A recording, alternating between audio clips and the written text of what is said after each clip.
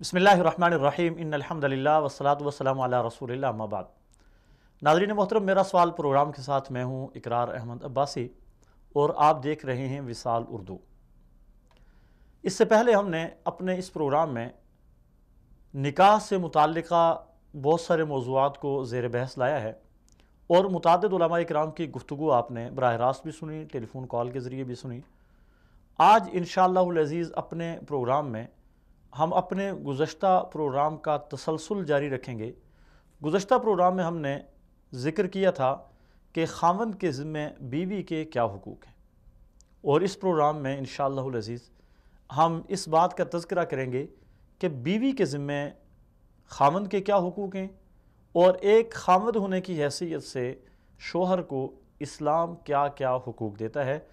اس خوبصورت پروگرام پہ گفتگو کرنے کے لیے آج ہمارے ساتھ معروف عالم دین حضرت مولانا عبدالرؤف محمدی صاحب، معروف مذہبی اسکالر ہیں، وہ ہمارے ساتھ ہمارے اسٹوڈیو میں موجود ہیں، اور انشاءاللہ العزیز ہمارے ساتھ ٹیلی فون کال پہ کراچی سے مفتی عبدالرحمن مدنی ہمیں جوائن کریں گے ٹیلی فون کال کے ذریعے، اور اسلام آباد سے ہمیں محترمہ قرۃ العین جوائن کریں گی انشاءاللہ۔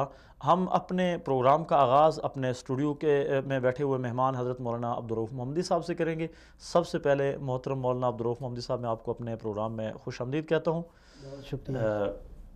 جس طرح کہ میں نے ذکر کیا کہ ہمارے آج کے پروگرام کا عنوان ہے کہ خاوند کے بیوی کے ذمہ کیا حقوق ہیں، تو اس عنوان پہ ہم گفتگو کریں گے۔ بڑا اہم عنوان ہے اور میرا خیال ہے کہ اس پہ بڑے کام کی ضرورت ہے، ایک آدھ پروگرام کافی نہیں ہے۔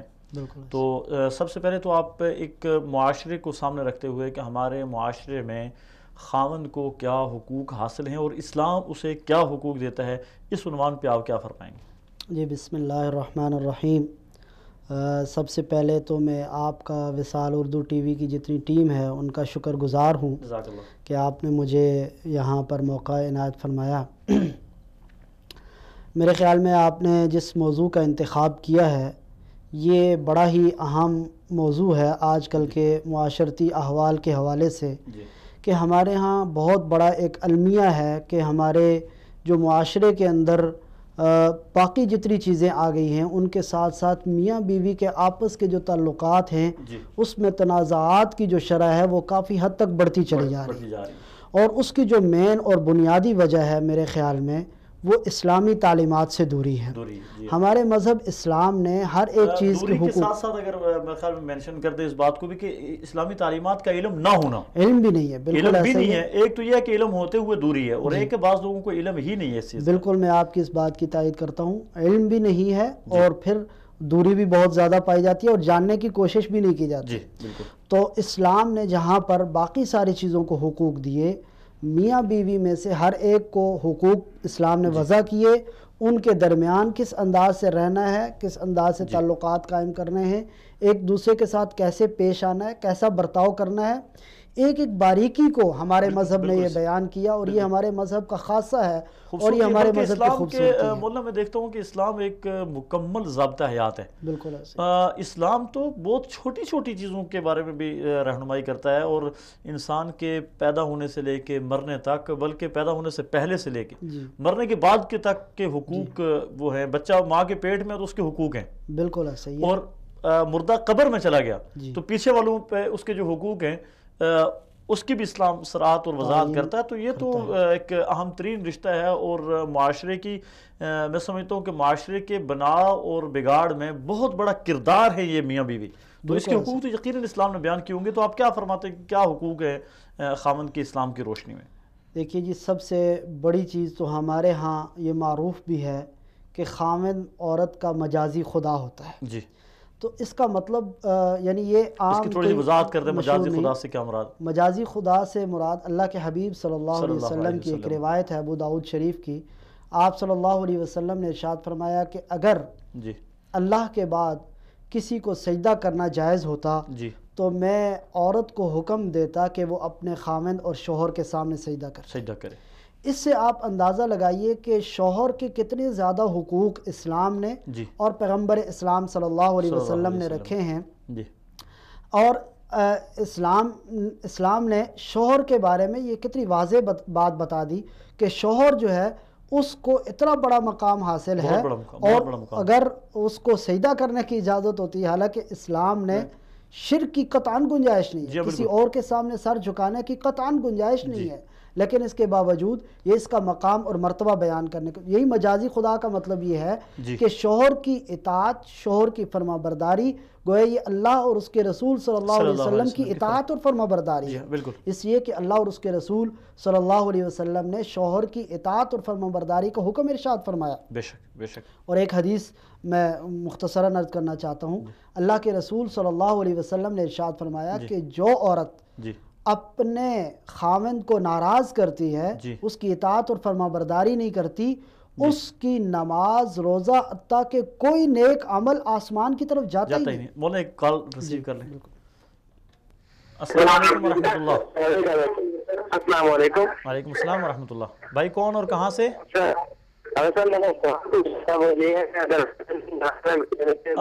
بھائی آپ اپنا اگر آپ ٹی وی چل رہا ہے تو اس کو بند کر دیں، آواز آپ کی صاف نہیں آ رہی۔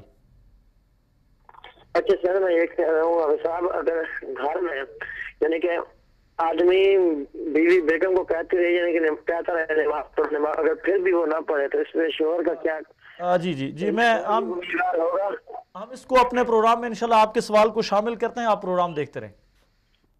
ان کے سوال پہ انشاءاللہ بعد میں ڈسکس کرتے ہیں کہ ایک خاوند اپنی بیوی کو نماز کے لیے کہتا ہے اور اس کے باوجود وہ نماز نہیں پڑھتی، تو کیا اس کا وبال بھی خاوند کے سر پہ آئے گا یا بیوی پہ؟ اس کو انشاءاللہ اپنے مینشن کریں گے، بعد میں آپ اپنے بات کو جاری رکھیں۔ تو میں بات یہ کر رہا تھا کہ اللہ کے نبی صلی اللہ علیہ وسلم نے اتنی بڑی بات ارشاد فرما دی کہ اگر کوئی بیوی اپنے خاوند کی اطاعت نہیں کرتی، فرما برداری نہیں کرتی، اس کی بات نہیں مانتی، تو اس کو گویا کہ اس کی عبادت بھی قبول نہیں ہوتی، کوئی عمل اس کا آسمان کی طرف جاتا نہیں ہے، گویا رب کی رضا خاوند کی رضا میں ہے، تو خاوند کی رضا کے بغیر رب کی رضا بھی حاصل نہیں کی جا سکتی۔ تو میں سمجھتا ہوں کہ اس سے بڑی واضح بات اور کوئی نہیں ہو سکتی، اور اس سے بڑا حق جو خاوند کا ہے وہ اور کوئی نہیں ہو سکتا۔ یہ تو اسلام کی تعلیمات ہیں، اور ہماری بدقسمتی ہے کہ آج ہم اسلام بجائے مسجد سے سیکھیں، بجائے مدرسے سے سیکھیں، بجائے دینی کتابوں سے جا کر سیکھیں، ہم اسلام سیکھ رہے ہیں مارننگ شوز سے سیکھ رہے ہیں، ہم اسلام سیکھ رہے ہیں اس سے ٹی وی سے سیکھ رہے ہیں، فلموں سے سیکھ رہے ہیں، اور وہاں پہ ایک باقاعدہ طور پہ ایک منصوبہ بندی کے تحت اس طرح کے پروگرام پیش کیے جاتے ہیں جن سے مسلمانوں کا خاندانی نظام تباہ ہو رہا ہے۔ تو اس حوالے سے آپ کیا کہتے ہیں کہ بہترین رہنمائی، خاندانی نظام کی بہترین رہنمائی جہاں ہو، یا ایک بیوی کے ذمہ شوہر کے کیا حقوق ہیں، شوہر کے ذمہ بیوی کے کیا حقوق ہیں، اس طرح کی اویئرنیس کس طرح آ سکتی ہے، زیادہ سے زیادہ معلومات لوگوں میں کس طرح جا سکتی ہیں؟ دیکھیے جی، ایک حدیث میں اللہ کے نبی صلی اللہ علیہ وسلم نے ارشاد فرمایا کہ جب تم میں سے کوئی دو لوگ بھی سفر پہ جائیں تو ان میں سے ایک کو اپنا امیر بنا لیں۔ اب زندگی بھی دراصل اگر ہم دیکھیں تو یہ ایک بہت بڑا سفر ہے اور ایک طویل شاہراہ ہے۔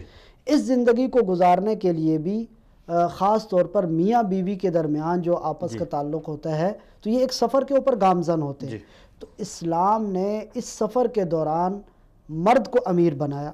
سورہ نساء میں اللہ رب العزت ارشاد فرمایا الرجال قوامون علی النساء، تو اللہ نے مردوں کو عورتوں کا نگہبان، گھر کا منتظم اور گھر کا امیر بنایا ہے، گویا کہ وہ نظام زندگی ضرور حکمت ہوگی، آپ اس حکمت کی تھوڑی سی وضاحت کریں گے کہ مرد کو گھر کا امیر یا قوامون علی النساء جو آپ نے ارشاد فرمایا کہ مرد کو عورت کے اوپر سربراہی عطا کی ہے۔ دیکھیے جی، اب حکمت تو ضرور ہوگی، بالکل حکمت اس میں ہے۔ اللہ کے حکم، کوئی بھی حکم یا اللہ کا کوئی بھی امر بغیر حکمت کے ہوتا نہیں ہے۔ تو حکمت اس میں سب سے بڑی یہی ہے کہ دونوں میں سے کسی ایک کو امیر تو بنانا تھا، عورت کو اور مرد کو۔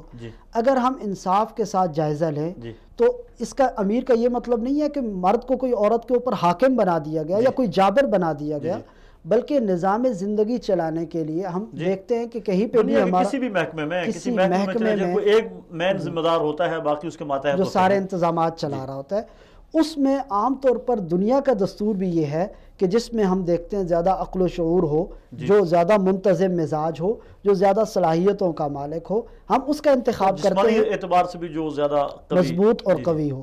تو چونکہ عورت کو اللہ نے ایک صنف، ہم اس کو کہتے ہیں اپنی زبان میں صنف نازک ہے، تو صنف نازک ہے، اس کی حفاظت کے لیے، انتظامات کے لیے اللہ نے جو فریضہ اور ذمہ داری سونپی ہے وہ مرد کو سونپی گئی. یہ سب سے بڑی اس کے اندر حکمت ہے. اور میرے خیال میں مولانا ایک عورت اپنی جگہ میں اس بات کا اس کے اندر خود احساس اللہ تعالیٰ کی طرف سے موجود ہوتا ہے کہ اس کا کوئی محافظ ہونا چاہیے. اور ایک عورت کے اندر یہ احساس خود موجود ہے, اس کی فطرت میں موجود ہے کہ اس کا کوئی نہ کوئی محافظ ہونا چاہیے, اس کا کوئی نہ کوئی نگہبان ہونا چاہیے. اور یہ اللہ تعالیٰ کی جو ہے وہ بڑی حکمت ہے کہ اللہ تعالیٰ نے جب بیٹی پیدا ہوتی ہے تو ماں اپنا باپ کی شکل میں ایک محافظ اللہ تعالیٰ اسے عطا کرتے ہیں. جب شادی شدہ ہو جاتی ہے تو خامن کی حیثیت سے اسے ایک نگہبان عطا ہوتا ہے, اور جب اس کے بچے جوان ہو جاتے ہیں تو اپنی اولاد اس کی محافظ اور نگہبان بن جاتی ہے. اور یہ چیز دیکھ لیں کہ بسا اوقات عام ہمارے جو معاشرہ ہے, باقی بھی دنیا میں اسی طرح ہی ہے, لیکن اسپیشلی ہمارے معاشرے میں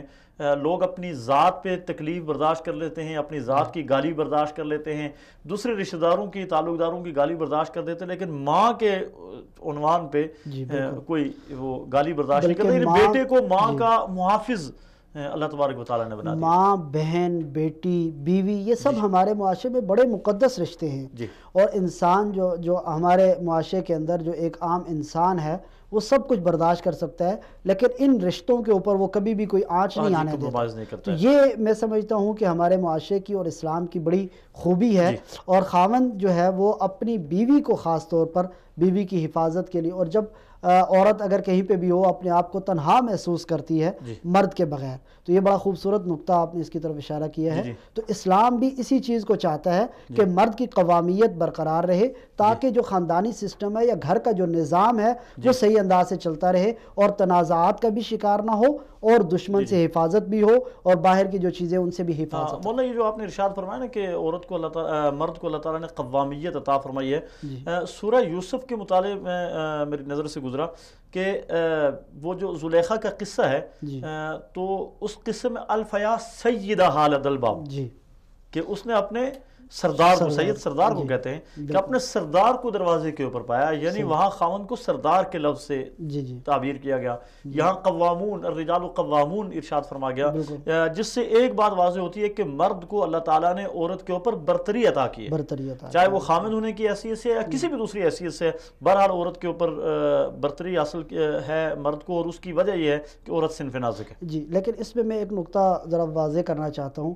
اس چیز کو لے کر مغرب جو ہے وہ غلط پروپیگنڈا کر رہا ہے کہ اسلام نے عورت کو جو ہے وہ مساوی حقوق نہیں دیے. میں سمجھتا ہوں کہ یہ ہمارے مذہب کی سب سے بڑی خوبی ہے کہ اگر ہم مساوی حقوق دے دیں, کئی مقاموں کہیں سلطنت چل رہی ہے وہاں سب کو مساوی حقوق آپ نے کون سے دے رکھے ہیں. اگر مغرب کی سوسائٹی کا, وہاں کے معاشرے کا ہم جائزہ لیں دیکھیں تو وہاں پر بھی سب کو مساوی حقوق تو نہیں.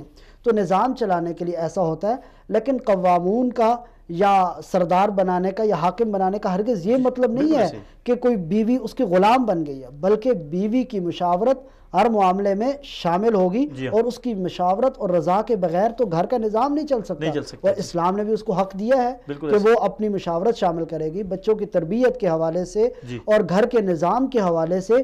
اس میں زیادہ معتبر بات جو ہوتی ہے وہ عورت کی ہوتی ہے, بیوی کی ہوتی ہے. گھریلو انتظام میں تو باہر کی وہ ذمہ بھی اسی کے لگایا.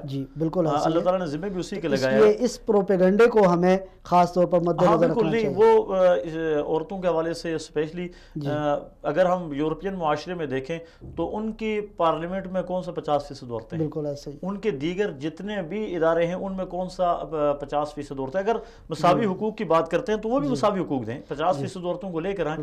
وہ تو ایک الگ بحث ہے, اس پہ ہم اس سے پہلے بھی ایک اور نقطے کی طرف اگر معذرت چاہتا ہوں, ہمارے ساتھ اس وقت ٹیلی فون کال پہ مفتی عبدالرحمن مدنی صاحب موجود ہیں, ان سے بات کر لیتے ہیں اور پھر انشاءاللہ اپنے پروگرام کی طرف آتے ہیں.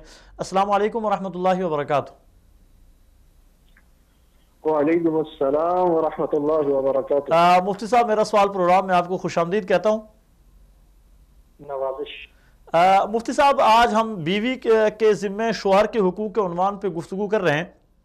آپ کیا سمجھتے ہیں قرآن و سنت نے ایک خامد ہونے کی حیثیت سے مرد کو کیا حقوق عطا کیے ہیں؟ بسم اللہ الرحمن الرحیم. اللہ تعالیٰ نے قرآن کریم میں فرمایا ہے کہ ہم نے مردوں کو عورتوں پر فوقیت دی ہے. اب وہ جو فوقیت ہے تو اس میں قرآن کریم کے الفاظ ہیں الرجال قوامون علی النساء.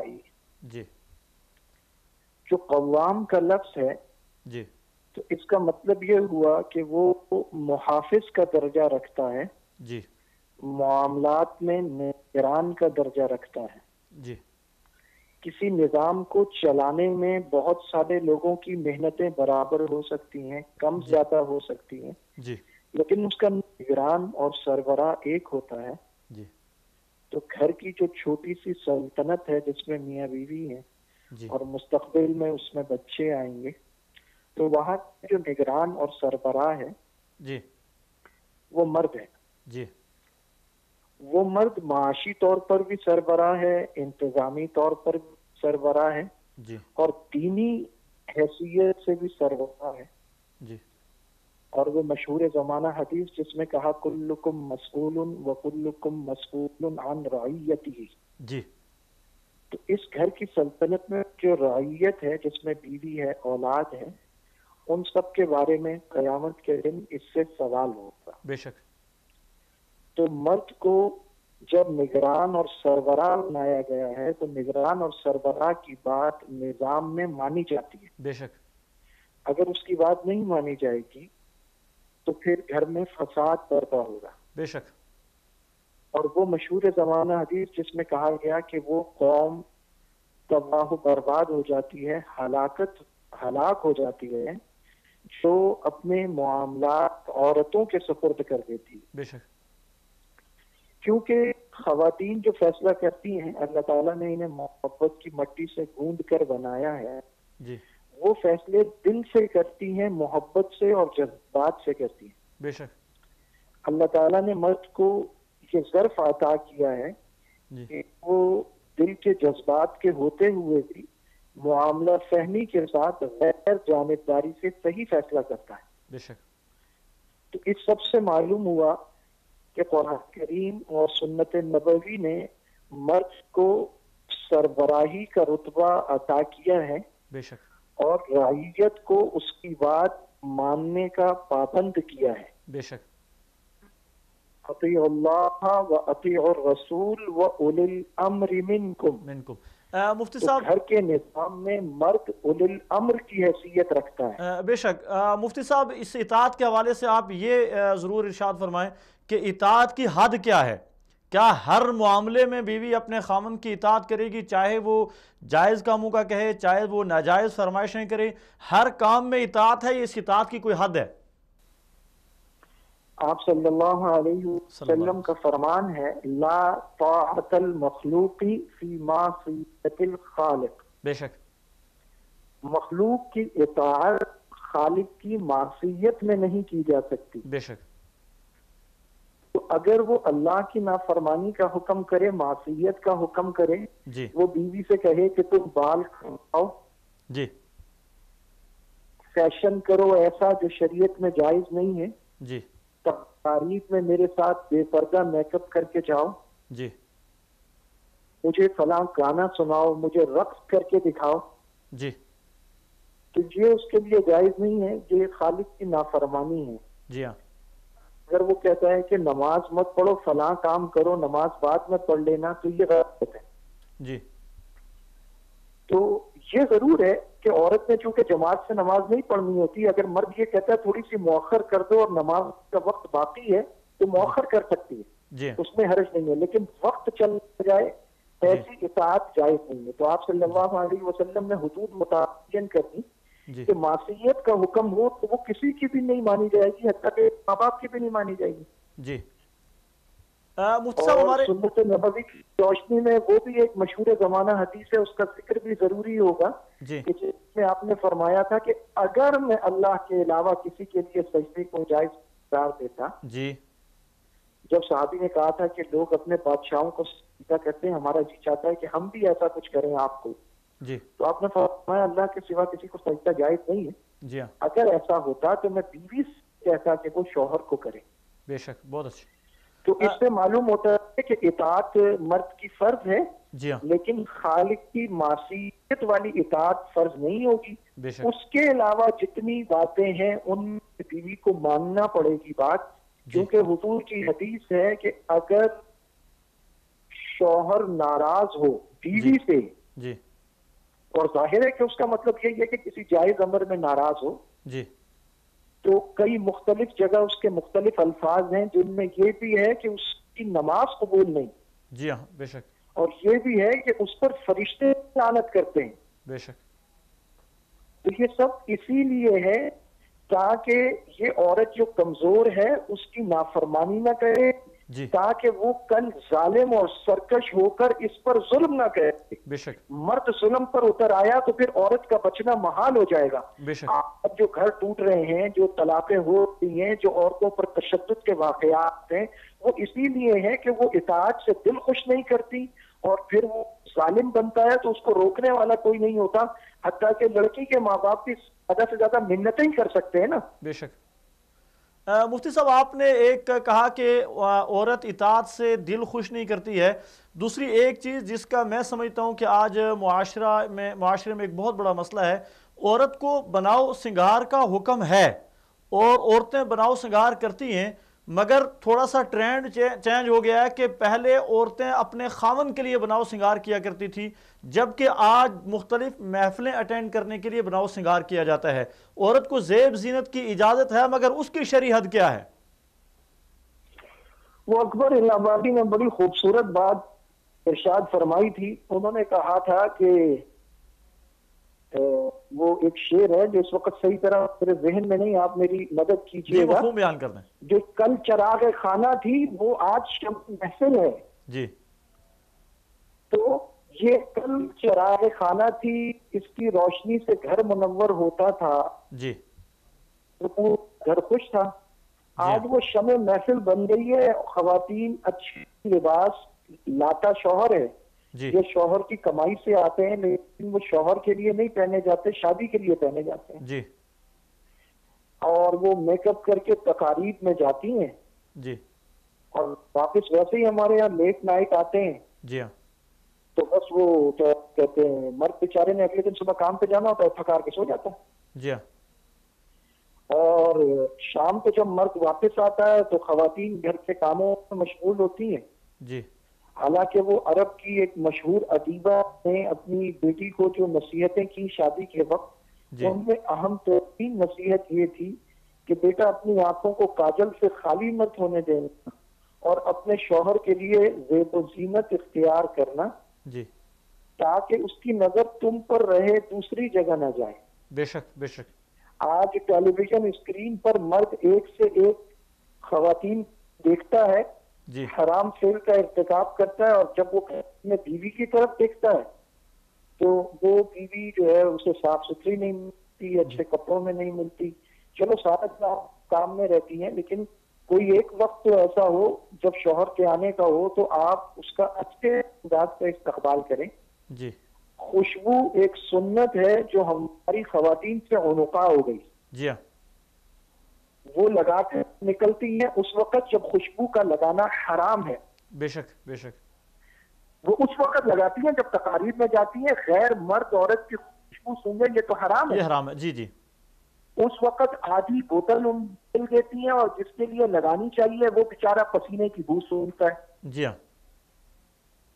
تو آپ نے بہت خوبصورت بات کی طرف اشارہ کیا کہ خواتین کو زیب و زینت اپنے مردوں کے لیے اختیار کرنی چاہیے. جی جی. لیکن یہ آج کل ہو نہیں رہا مفتی صاحب. مردوں کے لیے نہیں.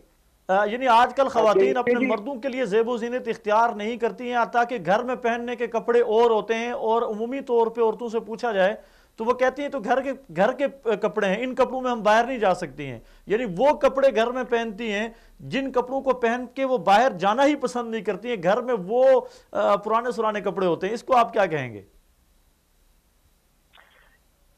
یہ تو ساری دنیا کے مردوں کا مشترکہ درد ہے نا جی. اس پر ہم وہی کہیں گے جو آپ کہہ رہے ہیں جی کہ اندلیب مل کے کریں آہو داریاں، تو پکارے ہائے گل میں پکاروں ہائے دل. آؤ اندلیب مل کر روئیں. ہمارے ساتھ مفتی صاحب بہت شکریہ آپ کا، آپ نے ہمیں جوائن کیا ہے. ہم اپنے اسٹوڈیو کی طرف آتے ہیں واپس. بہت شکریہ آپ کا. مفتی عبد الرحمن مدنی صاحب ہمارے بڑے دلچسپ دوستوں میں سے ہیں اور اللہ تعالیٰ نے ان کو قادر الکلام بنایا ہے، بالکل، اور ہر موضوع پہ ماشاءاللہ ان کی بڑی اچھی گفتگو ہوتی ہے۔ چند ایک اہم نقطوں کی طرف انہوں نے اشارہ کیا، جس میں ایک بنیادی چیز ہے جو اس وقت ہمارے معاشرے کا ناسور بن چکی ہے، بلکہ اس کے لیے اس سے اوپر کا اگر کوئی لفظ استعمال کیا جائے تو وہ کم نہیں ہے، کہ آج عورت جو گھریلو مسائل ہیں ان میں عورت اور مرد دونوں کی کمزوری ہے، کہ وہ گھر میں ایک دوسرے کے لیے زیب و زینت اختیار کرنا، اس کا تصور ہی ختم ہو گیا۔ جی بالکل، چاہے خاوند ہر روز باہر سے کما کر گھر آتا ہے جی تو ہر روز اس کو عورت کو زیب و زینت اختیار کرنی چاہیے، چاہے ہفتے بعد آتا ہے، چاہے ایک ماہ کے بعد آتا ہے، چاہے ایک سال کے بعد آتا ہے، لیکن کم از کم عورت کو اس کے لیے زیب و زینت اختیار کرنی چاہیے۔ آپ بھی کیا اس معاملے میں اتفاق کریں گے؟ جی بالکل، بڑی خوبصورت آپ نے بات کی ہے۔ پھر ہم دوبارہ اصل میں آتے ہیں، ان ساری چیزوں کی جو بنیاد ہے وہ ہماری شریعت اور قرآن اور حدیث ہے۔ قرآن کریم میں بڑا واضح حکم دیا گیا خواتین کے لیے کہ وَقَرَّ فِي بُيُوتِكُنَّ وَلَا تَبَرَّجْنَ تَبَرُّجَ الْجَاهِلِيَّةِ الْأُولَى، کہ وہ اپنے گھروں میں رہیں اور زمانہ جاہلیت کی طرح ایسے زیب و زینت اختیار کر کے باہر بازاروں میں مت جائیں کہ جس کی وجہ سے فتنہ پھیلنے کا اندیشہ ہو۔ تو میں سمجھتا ہوں کہ اس حوالے سے جہاں پر ہمارے میڈیا کا یا باقی چیزوں کا قصور ہے تو وہاں ہمیں بھی اس حوالے سے شعور اور آگاہی کم از کم پیدا کرنی چاہیے کہ جو عورت کے ذمے ہے حقوق ہیں اور مرد کے جو حقوق ہیں۔ ہمارے ہاں میں ایک نقطے کی طرف اشارہ کرنا چاہتا تھا کہ ہمارے ہاں یہ ہوتا ہے کہ حقوق کا مطالبہ کیا جاتا ہے اور سارا زور حقوق کے مطالبے پہ کیا جاتا ہے، جبکہ ہمارے ہاں شریعت کا جو مزاج ہے وہ ہے فرائض کی ادائیگی پر۔ اگر ہم میں سے ہر ایک مرد جو ہے وہ اس بات کے اوپر اس کا اہتمام کر لے کہ میرے ذمہ کیا کیا فرائض ہیں، وہ اپنے فرائض ادا کرے، اور عورت اس بات کا اہتمام کر لے کہ اس کے ذمہ کیا کیا فرائض ہیں وہ ان کو ادا کرنے کی کوشش کرے، تو انشاءاللہ کوئی مسئلہ بھی نہیں ہوگا۔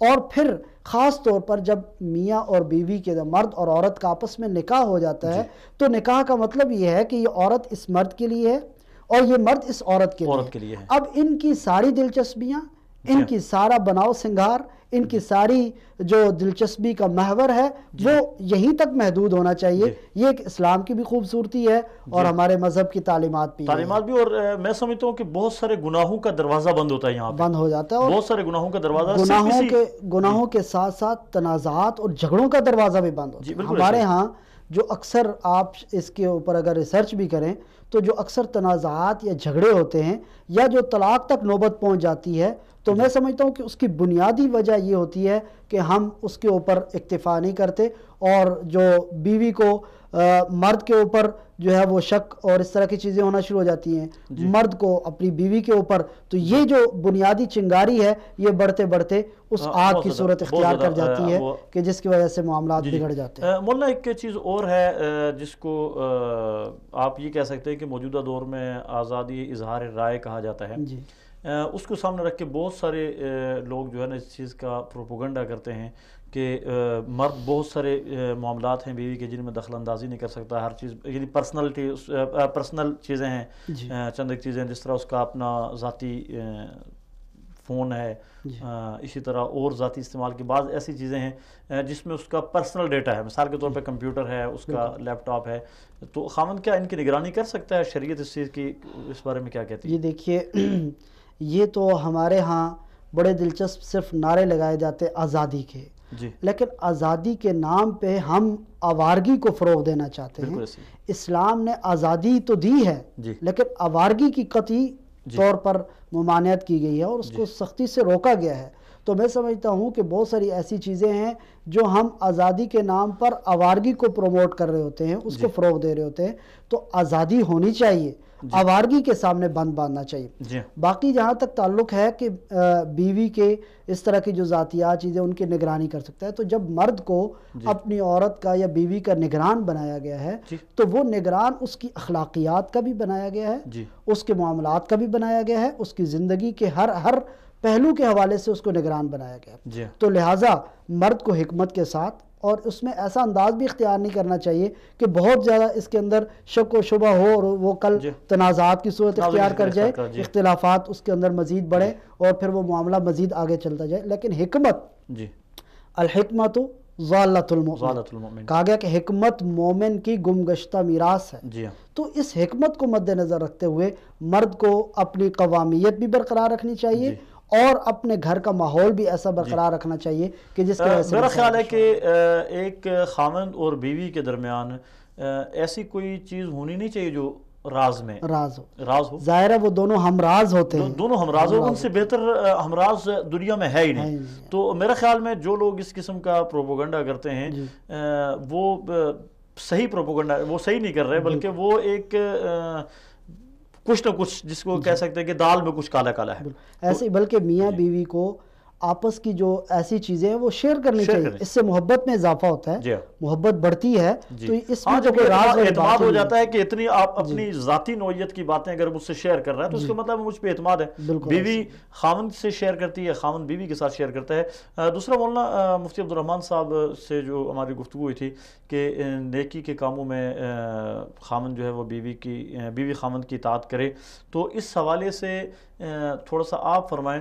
بہت سارے خاوند بیویوں کو مجبور کرتے ہیں گناہ کے کاموں پہ، مثال کے طور پہ تیار ہو کے زیب و زینت اختیار کر کے باہر نکلنے پہ مجبور کرتے ہیں، مخلوط تقاریب میں جانے پہ وہ کرتے ہیں، اور ہمارے معاشرے کا المیہ ہے، آج میرے سامنے 20 ایسے رشتے موجود ہیں جو رشتے صرف اس وجہ سے نہیں ہو رہے ہمارے گھر آئے گی تو پردہ نہیں کرے گی۔ جی بالکل صحیح۔ تو اس کا کیا حل ہے، اس کا آپ کیا فرماتے ہیں؟ دیکھیے جی بسم اللہ، اس میں جو اسلام کی جو تعلیمات ہیں ان کو مد نظر رکھا جائے۔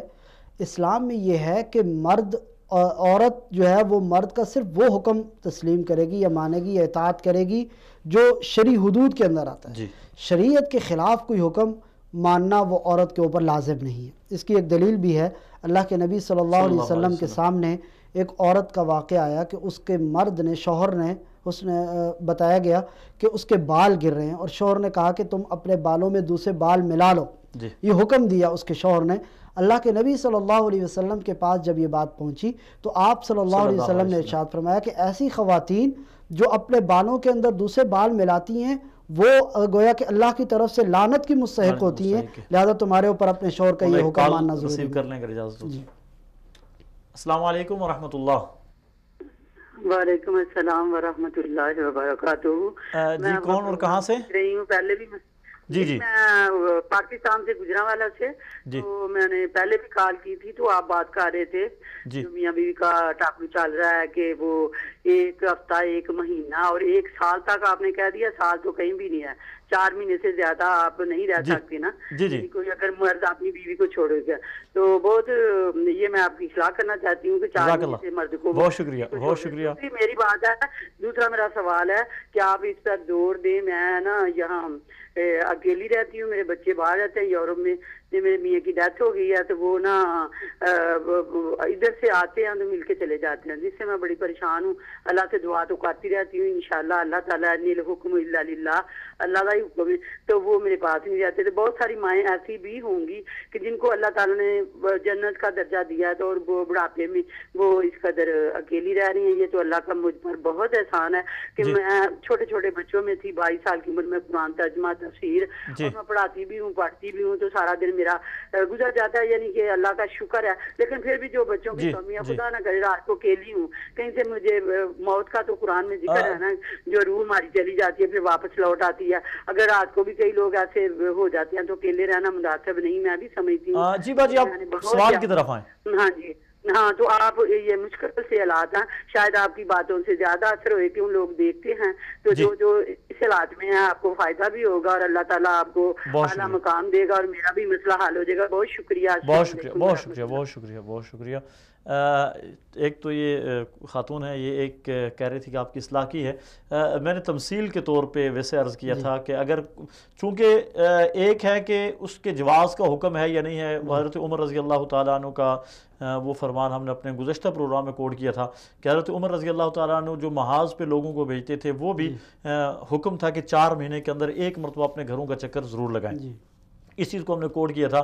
لیکن ہماری جو معاشرتی حقیقت ہے یا جس کو آپ گراؤنڈ ریئلٹی کہتے ہیں وہ یہ ہے کہ لوگ آج کل گھروں سے باہر نکلتے ہیں کمائی کے لیے، ان کا دور رہنا جائز ناجائز یہ ایک الگ بحث ہے، لیکن سال کے بعد بھی آتے ہیں، 2 سال کے بعد بھی آتے ہیں اور بسا اوقات 6 سال کے بعد بھی آتے ہیں اپنے گھروں میں، تو وہ جب بھی آئیں تو عورت کے اوپر ذمہ ہے کہ وہ اپنی بناؤ سنگار کرے اپنے مرد کے لیے، اپنے شوہر کے لیے۔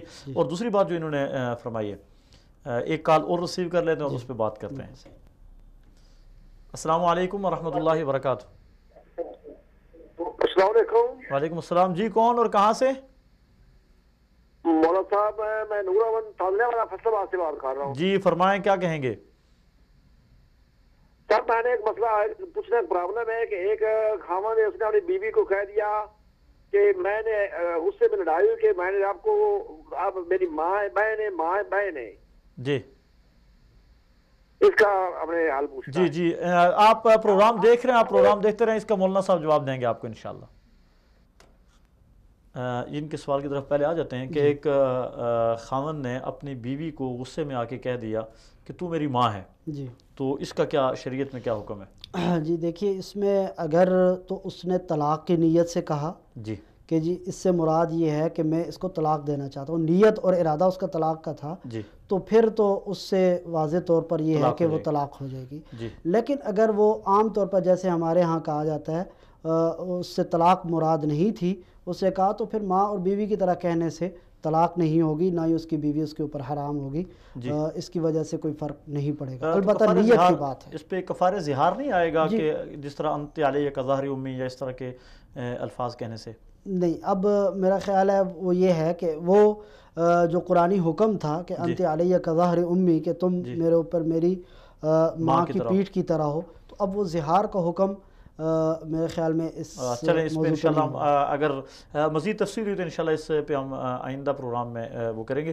آپ کی بات چل رہی تھی، وہ ایک خاتون تھی، انہوں نے ایک بات پوچھی تھی کہ میں اکیلی رہ رہی ہوں، تو اس حوالے سے آپ کیا فرمائیں گے؟ جی بالکل، اس میں میرے خیال میں ان کا اشارہ یہ تھا کہ جو میرے بچے ہیں وہ یورپ میں رہ رہے ہیں، انہوں نے مجھے چھوڑ دیا ہے، تو بچوں کے حقوق کی طرف بھی اشارہ ہونا چاہیے کہ ان کو بتایا جائے کہ ان کی جو مائیں ہیں وہ ان کے لیے کتنی تگ و دو کرتی ہیں، کتنی تکالیف برداشت کرتی ہیں اور کتنی پریشانی کا سامنا کرتی ہیں، اور جب بڑھاپے میں ان کو سہارے کی ضرورت ہوتی ہے تو بڑھاپے میں اپنے والدین کو اکیلا اور تنہا چھوڑ دیتے ہیں۔ ایک کال ریسیو کر لیتے ہیں، باقی بات انشاءاللہ جاری رکھتے ہیں۔ السلام علیکم ورحمۃ اللہ۔ سر وعلیکم السلام ورحمۃ اللہ وبرکاتہ۔ جی بھائی، کون اور کہاں سے؟ جی جی سر تحصیل محل سی، ضلع بہاڑی سے سر۔ جی کیا نام ہے آپ کا؟ حاجی محمد اصغر۔ ہاں حاجی اصغر صاحب، کیا کہنا چاہیں گے؟ سر میں یہ کہنا چاہتا ہوں کہ جو عورت قرآن پاک کی حافظ ہو اور وہ قرآن پاک نہ پڑھنا چاہتی اور نہ پڑھے، اس کے متعلق کیا وہ ہے؟ جی انشاءاللہ ہم اپنے پروگرام میں آپ کے اس سوال کو مینشن کریں گے۔ ایک کال اور ریسیو کر لیتے ہیں، پھر بات کرتے ہیں۔ ٹھیک ہے، اب بات جاری رکھیں، آپ فرما رہے تھے۔ تو میں یہ عرض کر رہا تھا کہ یہ بھی ہمارے ہاں معاشرتی ایک کمزوری کا ایک پہلو ہے کہ ہمارے ہاں اولاد کی اس انداز سے تربیت نہیں کی جاتی، یا ان کو دین کی اس طرح تعلیمات نہیں دی جاتی کہ وہ بڑھاپے میں آ کے اپنے والدین کو اکیلا چھوڑ دیتے اور پھر والدین روتے پھرتے ہیں۔ تو ہمیں شروع سے ہی اپنے بچوں کی تربیت کے اوپر خاص طور پر توجہ دینی چاہیے، اور ایسے بچوں کو بھی اپنے جو محسنین ہیں، ان کے ماں باپ ہیں جن کا قرآن کریم میں ہمارے مذہب میں بہت بڑا مقام ہے، تو ان کے مقام اور احترام کو مد نظر رکھتے ہوئے خاص طور پر بڑھاپے میں جب ان کو ضرورت ہوتی ہے تو اس میں ان کو تنہا نہیں چھوڑنا چاہیے۔ یہ میلسی سے حاجی اصغر صاحب نے جو کال کی تھی، اس حوالے سے آپ کیا کہیں گے؟ وہ پوچھ رہے تھے کہ ایک عورت ہے قرآن کی حافظہ، اس کے باوجود نہیں پڑھتی ہے۔ انہوں نے اگر کوئی قرآن کریم کی حافظہ ہے اور وہ قرآن نہیں پڑھ سکتی، اب ان کا سوال تھوڑا سا واضح نہیں ہے میرے خیال میں۔ اگر وہ اس کا مقصد یہ ہے کہ مخصوص ایام میں وہ قرآن نہیں پڑھ سکتی، تو اس کے بارے میں تو حکم یہی ہے کہ زبانی وہ قرآن کریم یعنی توڑ کر وہ قرآن کریم پڑھے گی، ایک ایک لفظ کر کے۔ اور باقی جو ہے، اگر یہ مقصد ہے کہ حافظہ ہونے کے باوجود وہ قرآن نہیں پڑھتی ہے، تو اس میں یہی ہے کہ اس کو ترغیب دی جائے، اس کو سمجھایا جائے، قرآن کا حق اس کو بتایا جائے کہ جب قرآن کریم اللہ نے اس کے سینے میں محفوظ کیا ہے تو یہ ایک بہت بڑی دولت ہے، اور یہ دنیا اور اس کے اندر جتنی چیزیں ہیں ان سے سب سے بڑھ کر یہ دولت ہے۔ تو اگر یہ دولت حاصل کی اور کتنی مشقت سے حاصل کی ہے، تو اب اس کو اگر چھوڑ دیں گے تو کہا گیا کہ قرآن کو چھوڑو تو وہ ایسے نکل جاتا ہے جیسے اونٹ جو ہے وہ مہار سے نکل جاتا ہے. جی تو یہ قرآن کریم کو چھوڑنے کی وجہ سے اگر وہ ساری محنت رائے گاہ چلی جائے گی تو یہ بڑی ہی گویا کہ بھیانک بات ہوگی. تو اس چیز کی ترغیب دینی چاہیے. ایک کال ریسیو کر لیتے ہیں پھر انشاءاللہ. السلام علیکم ورحمۃ اللہ. السلام علیکم. جی السلام علیکم ورحمۃ اللہ. وعلیکم السلام. جی جناب کون اور کہاں سے؟ سر اعظم آباد سے شعیب بول رہا ہوں. جی شعیب صاحب کیا کہنا چاہیں گے؟ وعلیکم السلام. بھائی اگر آپ نے ٹی وی لگایا ہو تو ٹی وی تھوڑی دیر کے لیے بند کر دیں. ٹی وی بند کر دیا. مولوی صاحب ہمارا مسئلہ یہ ہے, ایک آدمی نے غصے میں آ کے کہا کہ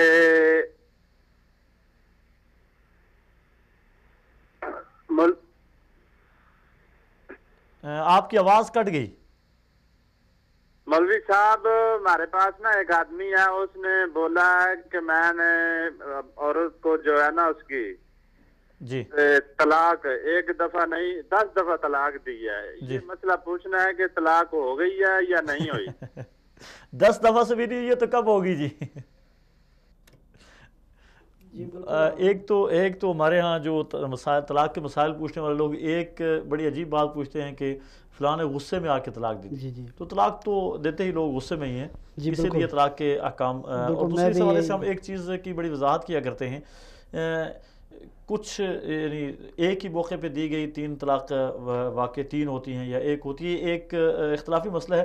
اس میں میرا خیال جو میرا مشورہ ہوتا ہے اپنے سامعین اپنے ناظرین کو کہ جو آدمی جہاں پہ اپنے مقامی علماء کرام سے جی بالکل ایسے ہی ہے, بلکہ اس میں بسا اوقات اس کا جو سیاق و سباق ہے وہ معلوم نہیں ہوتا کہ اس کا کیا پس منظر ہے, سوال واضح نہیں ہوتا. وہ محترمہ قرۃ العین موجود ہیں ٹیلی فون کال پہ, ان سے بات کر لیتے ہیں پھر اپنے موضوع کی طرف انشاءاللہ واپس آئیں گے. السلام علیکم ورحمۃ اللہ وبرکاتہ. وعلیکم السلام ورحمۃ اللہ وبرکاتہ. محترمہ قرۃ العین صاحبہ, ہم آپ کو اپنے پروگرام میں خوش آمدید کہتے ہیں. آج ہمارا ٹاپک یہ چل رہا ہے کہ عورت کے ذمہ خاوند کے کیا حقوق ہیں. آپ بھی ایک عورت ہیں اور ایک عورت ہونے کی حیثیت سے آپ یہ بتائیں کہ اللہ تبارک و تعالیٰ نے قرآن میں اور رسول اللہ صلی اللہ علیہ وسلم نے اپنے فرامین میں عورت کے ذمہ مرد کے کیا کیا حقوق بیان کیے ہیں؟ سب سے پہلے تو میں آپ کا شکریہ ادا کرتی ہوں, اور آپ نے جو ہے وہ ایک بڑے مسئلے کی طرف عوام کی جو ہے نا وہ توجہ دلوائی ہے. جی قرآن عظیم میں اللہ تعالیٰ نے ارشاد فرمایا کہ میں نے تمہیں جو ہے وہ میں نے تمہیں ایک آدم سے پیدا کیا. آدم علیہ السلام کو اللہ نے مٹی سے پیدا کیا, اور آدم علیہ السلام سے ہی اللہ تعالیٰ نے حضرت اماں حوا کو پیدا کیا. ان کو پیدا کرنے کے بعد اللہ پاک نے ساری خلقت جو ہے نا ان سے آگے بڑھائی. اور عورت اور مرد حیثیت کے اعتبار جسمانی اعتبار سے برابر ہیں, لیکن فوقیت کے اعتبار سے اللہ تعالیٰ نے قرآن میں ارشاد فرمایا الرجال قوامون علی النساء, کہ مرد جو ہیں وہ عورتوں پر حاکم بنائے گئے ہیں. اور ایک اور حدیث میں رسول اللہ صلی اللہ علیہ وسلم نے فرمایا کہ اگر اللہ کے علاوہ کسی اور کو سجدہ روا ہوتا تو میں عورت کو حکم دیتا کہ وہ اپنے شوہر کو سجدہ. بے شک عورت کو یہ چھوٹی سی باتیں اپنے ذہن میں رکھنی چاہیے. شادی سے پہلے شادی کے بعد وہ ذہن میں رکھے کہ مرد جو ہے وہ عورت کے اوپر حاکم بنایا گیا ہے. اور اگر خدا کے علاوہ رسول اللہ نے فرمایا کہ مرد کی اہمیت بتلا دی کہ سجدہ کتنی بڑی عبادت ہے, اللہ کے علاوہ اگر کسی اور کو روا ہوتا تو رسول اللہ فرماتے ہیں کہ اللہ کو حکم دیتا عورت کو کہ وہ اپنے شوہر کو جو ہے وہ سجدہ کرے. جی بے شک. اور سب سے پہلی بات کہ اسلام اور مغرب میں ایک بنیادی فرق ہے. وہ فرق یہ کہ اسلام تمام انسانوں کا حقوق کی ادائیگی سے سکھاتا ہے, جبکہ مغربی تہذیب جو ہے وہ انسان کو اپنا حق لینا سکھاتی ہے. یہ بات ہر مرد اور عورت اپنے ذہن میں رکھے کہ ہم نے اپنی طرف سے اپنے حقوق کی ادائیگی کی کوشش کرنی ہے, حقوق لینے کی کوشش نہیں کرنی. جی بے شک بے شک, بہت بڑا نکتہ ہے, بہت بڑا نکتہ ہے. اور یہ تو میں نے سمجھی آپ کو بات بتائی. کہتے ہیں دوسری بات یہ کہ شوہر کے حقوق کا جہاں تعلق ہے, شوہر کی غیر موجودگی, رسول اللہ صلی اللہ علیہ وسلم نے فرمایا کہ حدیث کا مفہوم ہے شوہر کی غیر موجودگی میں اپنی عزت کی, شوہر کی بستر کی حفاظت کرے, اولاد کی نیک تربیت کرے اور شوہر کے مال کی حفاظت کرے. جی یہ شوہر کے حقوق. اور پھر بتایا شوہر جب گھر آئے اس کی راحت کا انتظام کرے. شوہر کی راحت کے انتظام کے سلسلے میں حضرت ام سلمہ کی شادی کا کردار پڑھے, ان کی شادی کی زندگی پڑھے. روایت میں ان کے مطابق ان کے لیے آتا ہے کہ ایک دفعہ ان کے شوہر سفر پہ گئے ہوئے تھے, سفر پر واپسی پر اس دن ان کا بچہ اللہ کو پیارا ہو گیا. انہوں نے اپنے بچے کا جنازہ ساتھ والے کمرے میں رکھا, اپنے بچے کے لیے, اپنے شوہر کے لیے انہوں نے کھانا تیار کیا, زینت اختیار کی اور اپنے شوہر کی راحت کا سامان کیا. روایت میں یہ آتا ہے کہ انہوں نے آپس میں ملاقات بھی کی, اور جب صبح ہوئی شوہر بیدار ہوئے, انہوں نے پوچھا ہمیں بیٹے کا کیا حال ہے. انہوں نے کہا کہ بیٹا تو اللہ کو پیارا ہو گیا.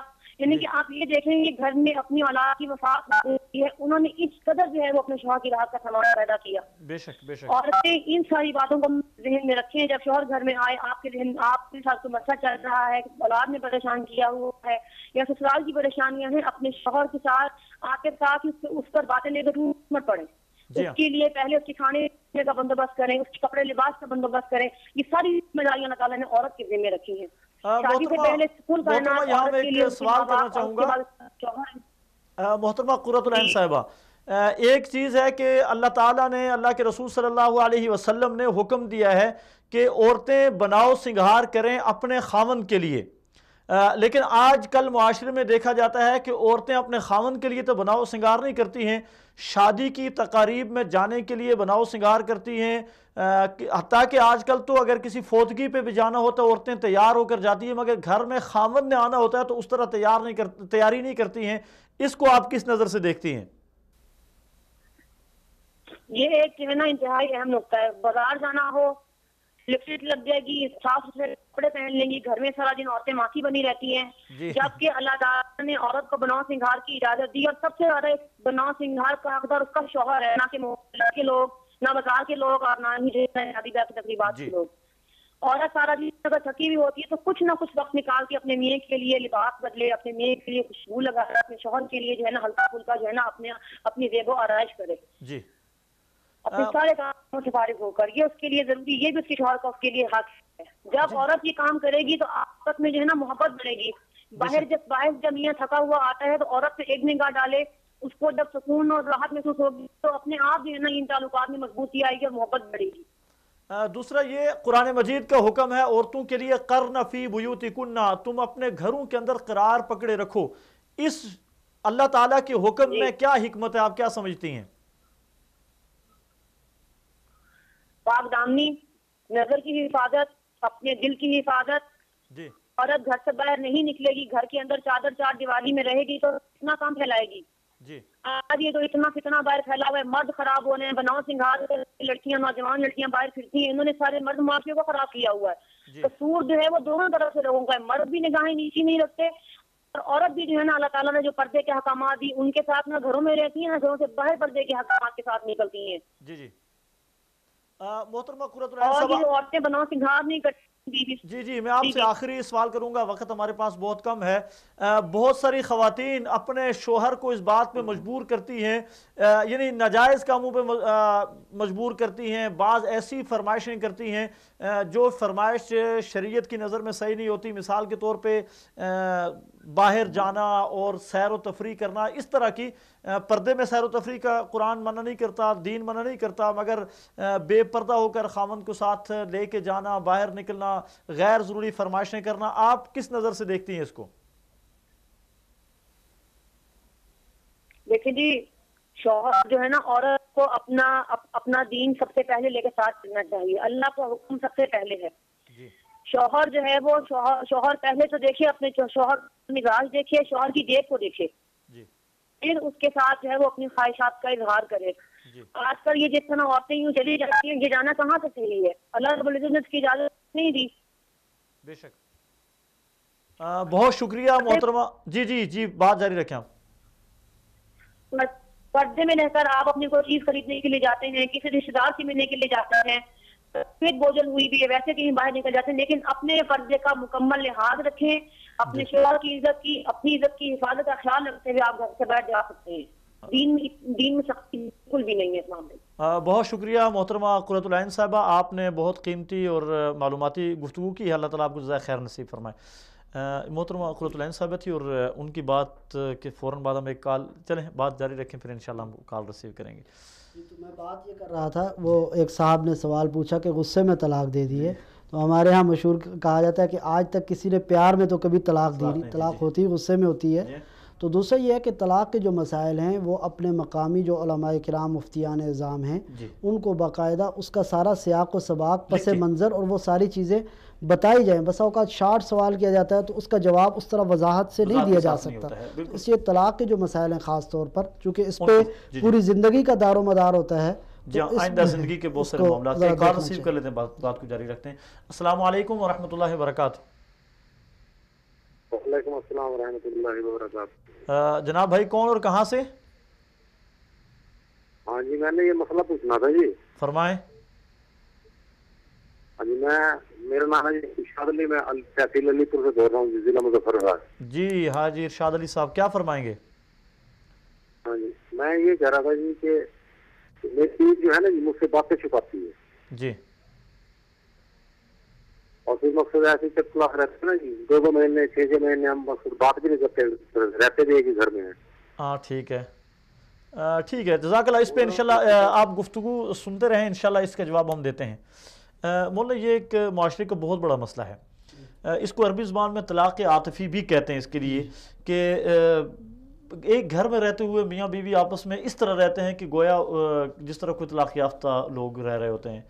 طلاق عاطفی یعنی مہربانی کو انہوں نے طلاق دی ہوتی ہے، ایک دوسرے کے اوپر مہربان نہیں ہوتے، ایک دوسرے کے معاملات ایک دوسرے کے ساتھ شیئر نہیں کرتے.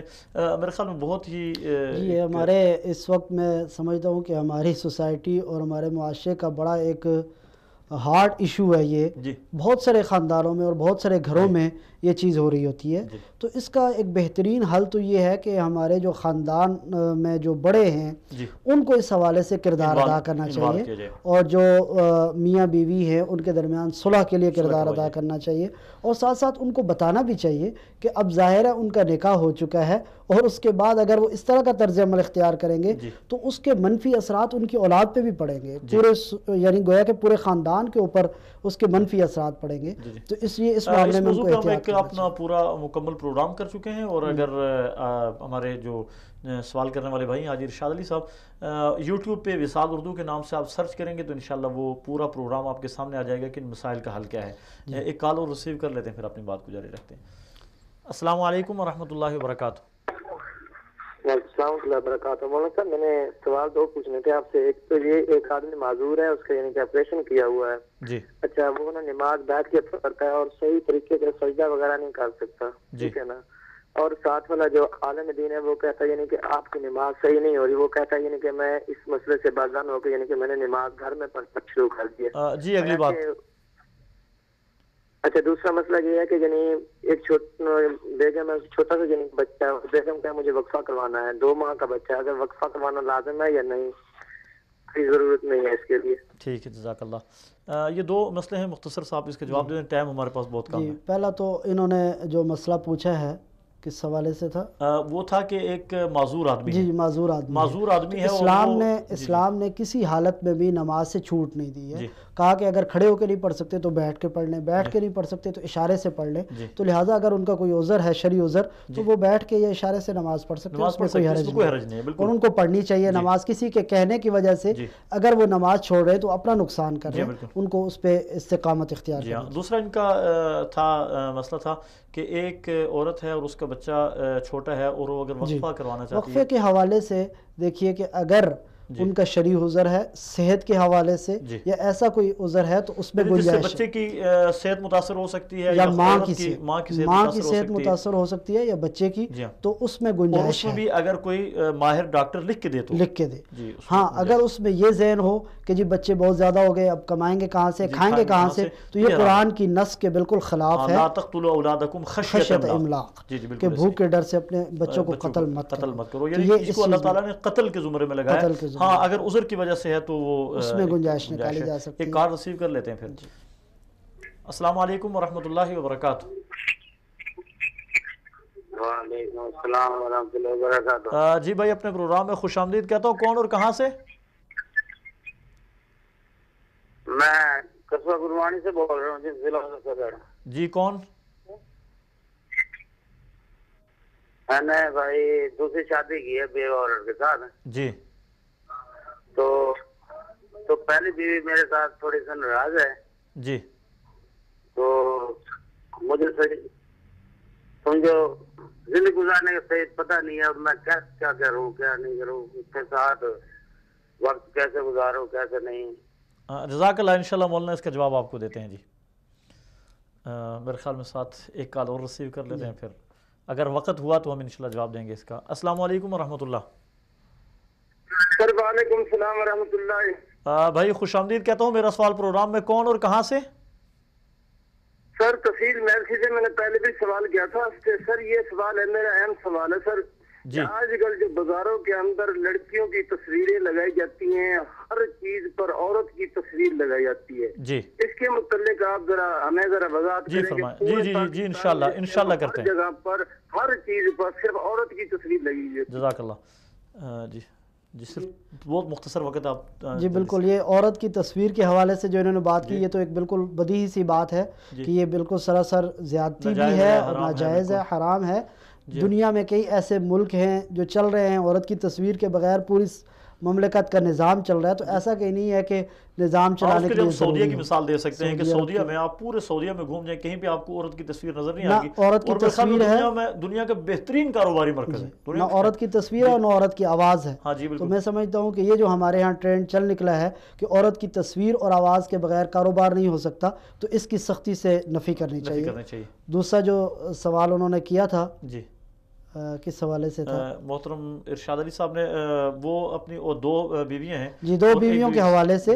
تو اس میں شریعت کے احکامات بھی یہی ہیں کہ وہ کم از کم ان دونوں کے درمیان مساوات. اگر وہ پہلی بیوی راضی نہیں ہے تو ان کو راضی کرنے کی کوشش کریں, اور شریعت میں ممانعت نہیں ہے. ہمیں یہ ٹرینڈ بھی اب تبدیل کرنا چاہیے, لوگوں کو بتانا چاہیے کہ دوسری شادی کوئی جرم نہیں ہے, لیکن اس کے لیے اپنی جو ہے وہ اخلاقی جو اقدار ہیں ان کو پامال کر کے اور لڑائی جھگڑوں کا سبب بنا کے دوسری شادی کرنا, یہ میں سمجھتا ہوں کہ معاشرتی طور پر درست نہیں ہے. اس کی نفی کرنی چاہیے, لیکن ویسے معاشرے کے اندر اس چیز کی آواز لگانی چاہیے کہ لوگ زیادہ سے زیادہ شادیاں کریں, تاکہ زیادہ سے جو عورتیں بیچاری شادی نہیں کر سکتی, گھروں میں بیٹھی ہیں, ان کے مسائل حل ہوں. جی بالکل. مولانا بہت شکریہ. میرے خیال میں آج ہمارے پروگرام میں بہت ساری باتیں ایسی ہیں جو ضروری تھی اور رہ گئی ہیں. ایک اہم آخر میں بات میں عرض کرنا چاہتا ہوں. امام ذہبی نے اپنی کتاب کبائر میں حضرت عائشہ رضی اللہ تعالیٰ عنہ کا ایک قول نقل فرمایا کہ حضرت عائشہ فرماتی ہے کہ عورتوں, اگر تمہیں اپنے شوہر کے حق کا پتہ چل جائے تو تم اپنے گالوں سے ان کے پاؤں کی دھول کو صاف کرو. اللہ اکبر. یہ حق ہے. اور حضرت عائشہ نے آپ صلی اللہ علیہ وسلم سے پوچھا, یا رسول اللہ عورت پر سب سے زیادہ کس کا حق ہے؟ تو آپ نے ارشاد فرمایا کہ اس پر اس کے شوہر کا حق ہے. یہ ان چیزوں کو جزاکم اللہ, بہت شکریہ. محترم ناظرین, آپ نے آج کا یہ پروگرام سنا, میرا سوال, اور اس پہ ہمیں بہت ساری اچھی معلومات دی ہیں ہمارے علماء کرام نے, اور ہمارے کالرز نے بہت سارے سوالات کیے جن کے شاید بہت سارے سوالات کے جوابات ابھی ادھورے ہیں. انشاءاللہ العزیز ہم اس کو اپنے آئندہ پروگرام میں بھی شامل کریں گے. ہمارا آئندہ پروگرام میں ہم کوشش کریں گے کہ اسی عنوان پہ کریں. کالر حضرات سے گزارش ہے کہ زیادہ کوشش یہ کیا کریں کہ سوال جو ہے وہ موضوع سے متعلق ہو, تاکہ ہمارا بہت سارا وقت اصل موضوع سے ہم ہٹ جاتے ہیں اور دوسری طرف نکل جاتے ہیں. تو اصل موضوع پہ سوال کیا کریں. اللہ تبارک و تعالیٰ آپ کو جزائے خیر نصیب فرمائے. انشاءاللہ العزیز یہ نکاح سے متعلقہ جتنے معاملات ہیں اس موضوع کو ہم آئندہ بھی جاری رکھیں گے. آپ کے مسائل ہم قرآن و سنت کی روشنی میں آپ تک اس کا حل پہنچانے کی کوشش کریں گے. اللہ تعالیٰ ہمارا حامی و ناصر ہو. والسلام علیکم ورحمۃ اللہ وبرکاتہ.